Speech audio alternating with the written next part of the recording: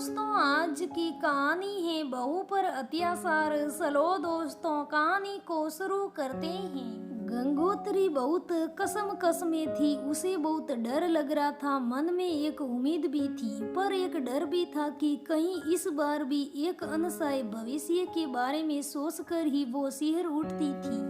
कैसे और क्या बताए वो हिमवान से।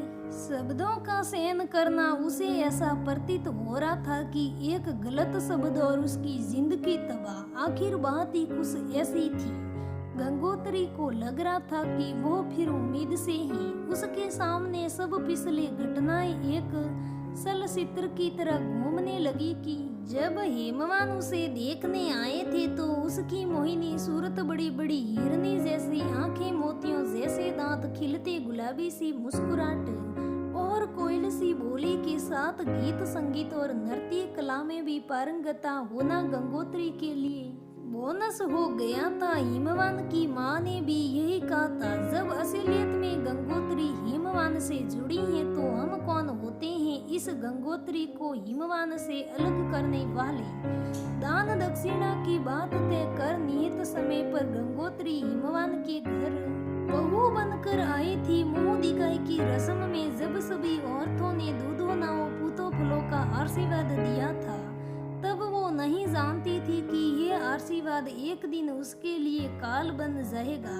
विवाह के 2 माह के भीतर ही जब गंगोत्री के पाव भारी हो गया था तो पूरे कुटुंब में खुशी की लहर दौड़ पड़ी। हेमवान जो अपने परिवार का इकलौता बेटा था, उसका अंश भी इस दुनिया में आने वाला था। नई बहू की गोद भराई की रस्म पूरी हुई। फिर वही आशीर्वाद दूधो नाव पूतो फलो मिलने लगा।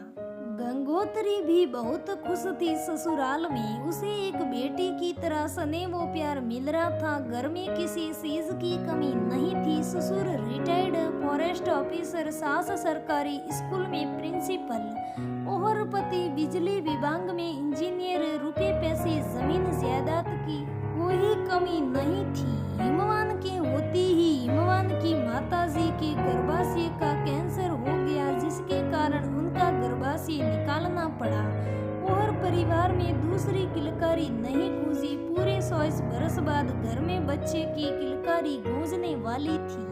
समय पर गंगोत्री ने सांद जैसी बेटी को जन्म दिया। सब बहुत खुश हुए। बच्ची का नाम रखा गया गंगा। गंगा भी गंगा जी की तरह तेजी से बढ़ने लगी और इस बीच गंगोत्री फिर से खुशखबरी देने वाली थी। सब यही कहने लगे, इस बार लड़का हो जाए तो परिवार पूरा हो जाए। इस बार भी लक्ष्मी जैसी कन्या ने जन्म लिया। कन्या को देखते ही पूरा परिवार शौक में डूब गया। गंगोत्री को समझ नहीं आया कि पुत्री होने पर इतना शौक क्यों गए। आखिर घर में किस चीज की कमी है जो एक और पुत्री के होने पर मातम मनाया जा रहा है। सब कुछ तो परिपूर्ण है घर में। इस कन्या का नाम जमुना रखा गया। अब घर में गंगोत्री को मान सम्मान मिलना बहुत कम हो गया था। सास भी सेवा निवृत्त हो चुकी थी। दिन भर घर के आंगन में कुर्सी पर बैठे बैठे गंगोत्री पर प्रधानाचार्य की तरह हुक्म चलाती रहती और बेचारी गंगोत्री एक नए छात्र की तरह डरी सह में डूबकी हर बात सुना करती। बात बात पर लड़का ना होने के ताने मिलने लगते थे। झाड़ू बहारने से शुरू हुआ लेक्चर, तेरे माँ बाप ने अपना दुर्भाग्य हमारे माथे पर मंडा दिया, पर समाप्त होता गंगोत्री चुपचाप रोती रहती और कुछ ना कहती। ऐसा नहीं था कि हेमवान को ये सब पता नहीं था, पर माँ की बातों को मौन रूप से ही सही वो समर्थ देने लगा।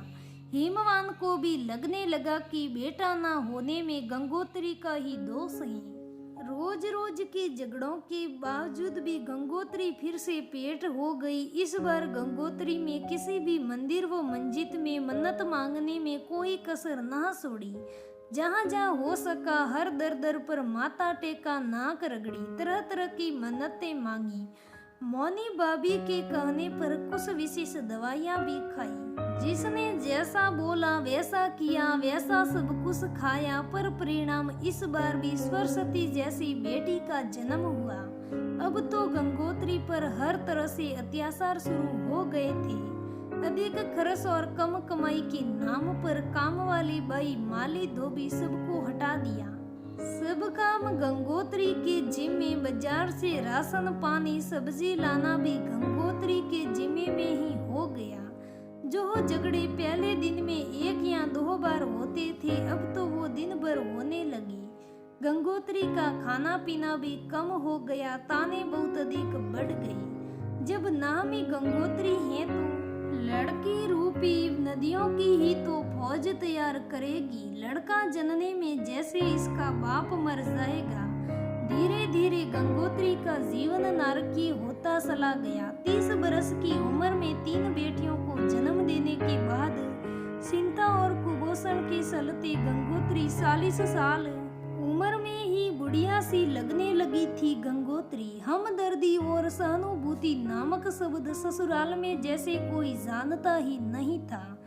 उसे यकीन ना होता था कि उस शिक्षित और धन देने से परिपूर्ण यह परिवार पुत्र न होने के कारण मुझ पर इस तरह का अत्याचार कर रहा है। जबकि बेटी या बेटे का जन्म पिता पर निर्भर करता है। वो सब कुछ समझकर भी सब सहित रही। घर में हिमवान के लिए दूसरे ब्याह की बातें होने लगी। गंगोत्री के हृदय पर यह सबसे तगड़ी चोट थी। एक स्त्री सारे संसार से अकेले लड़ सकती है, पर अपने पति को किसी और औरत के साथ शेयर नहीं कर सकती। अब ये बच्चा गंगोत्री की आखिरी उम्मीद था। इसके बाद हिमवान का दूसरा विवाह तय था। इस कारण वो बताने में डर रही थी कि किसी से क्या और कैसे बताएं। डरते डरते किसी तरह से बात घर में बताई, पर किसी को कोई खुशी ना हुई। बस एक अल्टीमेट मिला, अगर इस बार भी लड़की हुई तो घर लौट के ना आना, जाकर कहीं नदी नाले में कूद जाना या पटड़ी पर लेट जाना। अब तेरे और तेरी लड़कियों के लिए इस घर में कोई जगह नहीं है। फिर से लड़की पैदा ना हो जाने का डर गंगोत्री को अंदर ही अंदर खाने लगा। प्रसव आते आते वो बिसारी सुख कर काटा हो गई। मन का डर इतना अधिक बढ़ गया कि सोते सोते सीख पड़ती। अंदर ही अंदर खुद को आने वाले समय का सामना करने के लिए तैयार करती। आत्महत्या के विकल्पों के बारे में भी सोचती। चिंता और भय से खाना पीना सब छूट गया। सास के शब्द कानों में गूंजते, सुन ले बहू, अगर इस बार लड़की हुई तो घर लौट कर ना आना। अपनी लड़कियों को लेकर किसी तालाब पोखर में कूद जाना या पटड़ी पर लेट जाना। हिमवान के लिए लड़की पसंद कर ली है। उसे तेरी जैसी बेटी जनने की मशीन की जरूरत नहीं है। गंगोत्री को अपनी जान की चिंता बिल्कुल नहीं थी, पर वो जानती थी कि उसके बाद उसकी तीनों बेटियों की जिंदगी नरक से भी खतरनाक हो जाएगी। यही कुंडन उसे अंदर ही अंदर खाए जा रही थी। धीरे धीरे प्रसव का समय भी आ गया। गंगोत्री सरकारी अस्पताल में लावारिसों की तरह तड़प पड़े प्रसव पीड़ा में सटपटा रही है। दाई अपना काम कर रही है। भीषण पीड़ा में भी गंगोत्री अपनी सास के वचन याद आ रही हैं। सारी बातें दिमाग में नाच रही हैं। हिमवान की दूसरी शादी, बेटी को लेकर मर जाओ, ट्रेन से कट जाओ, नदी में कूद जाओ। थोड़ी देर में प्रसव पीड़ा शांत हो जाती है। दाई खुश होकर बोलती हैं, मुबारक हो, आपको लड़का हुआ है। पर ये सुनने के लिए गंगोत्री अब इस दुनिया में नहीं रही। दोस्तों, ऐसे लोग गंगोत्री के ससुराल वालों की तरह हमारे देश में, हमारे समाज में ऐसे गलत सोच वाले लोग बहुत बैठे हैं, जो अपनी बहू को इस बात के लिए बहुत डराते धमकाते हैं और बहुत दुख देते हैं। दोस्तों, लड़का हो या लड़की हो, वो बहू की क्या गलती है, वो तो हमारी किस्मत के हिसाब से ही होता है। दोस्तों, इसलिए आपसे विनती करती हूँ कि हम लोगों को अपनी ये घटिया सोच बदलनी होगी और अपनी बहुओं पर ऐसे अत्याचार नहीं करने होंगे। दोस्तों, ये कहानी कैसी लगी हमें कमेंट करके जरूर बताइएगा। अगर कहानी अच्छी लगे तो लाइक करना, शेयर करना, हमारे चैनल को सब्सक्राइब करना। धन्यवाद दोस्तों, फिर मिलते हैं अगले वीडियो में। तब तक बने रहे हमारे साथ। अगर आप हमारे चैनल पर पहली बार आए हैं तो हमारे चैनल को सब्सक्राइब कीजिए, हमारे वीडियो को लाइक कीजिए। धन्यवाद दोस्तों, फिर मिलते हैं।